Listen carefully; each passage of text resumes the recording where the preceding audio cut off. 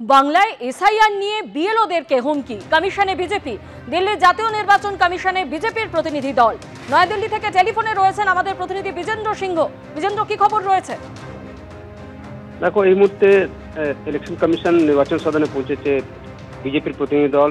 রাজ্য সভাপতি সমীর ভট্টাচার্যের নেতৃত্বে সাংসদরা রয়েছেন এবং তারা মেমোরেন্ডাম নিয়ে এসেছেন, যেটা ইলেকশন কমিশনকে জমা দেওয়া হবে।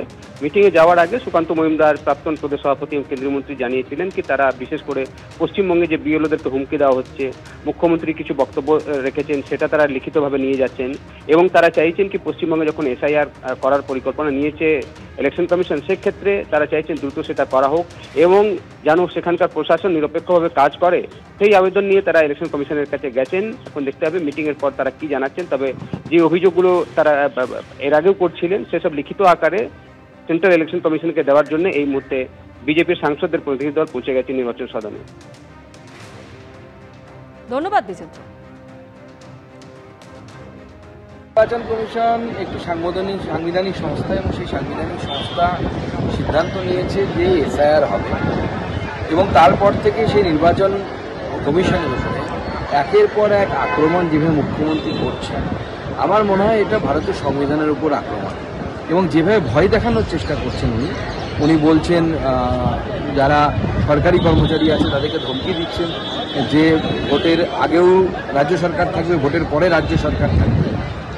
অথচ আমরা বলে দিচ্ছি যে তৃণমূল কংগ্রেসের রাজ্য সরকার থাকবে না ভোটের পরে, কিন্তু উনি ধমকানোর চেষ্টা করছেন যে আমরা আছি, আমরা দেখে নেব সরকারি কর্মচারীদেরকে। এই পুরো বিষয়টা নির্বাচন কমিশনের সামনে তুলে ধরা, নির্বাচন কমিশনকে জানানো এবং গণতন্ত্র যাতে প্রতিষ্ঠা হয় পশ্চিমবঙ্গে, সেইটা যেন নির্বাচন কমিশনের মাধ্যমে হয়, সেই বিষয়ে কথাবার্তা আজকে আমরা নির্বাচন কমিশনে আমাদের রাজ্য সভাপতি। কোচবিহারে শুভেন্দু অধিকারী কনভয়ে হামলার ঘটনায় নিন্দা করলেন জেপি নাড্ডা। পুলিশের সামনেই 5ই আগস্ট বিরোধী দলনেতার কনভয়ে হামলা হয়েছিল বলে অভিযোগ করছেন তিনি।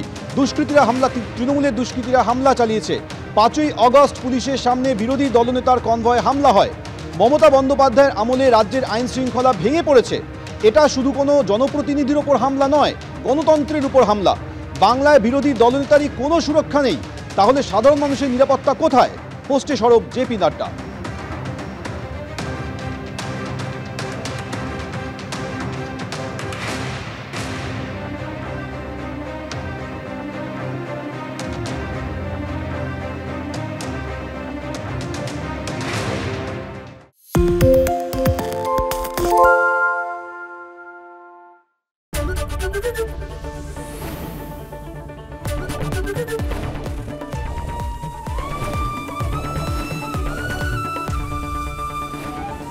এবিপি আনন্দ, এগিয়ে থাকে, এগিয়ে রাখে।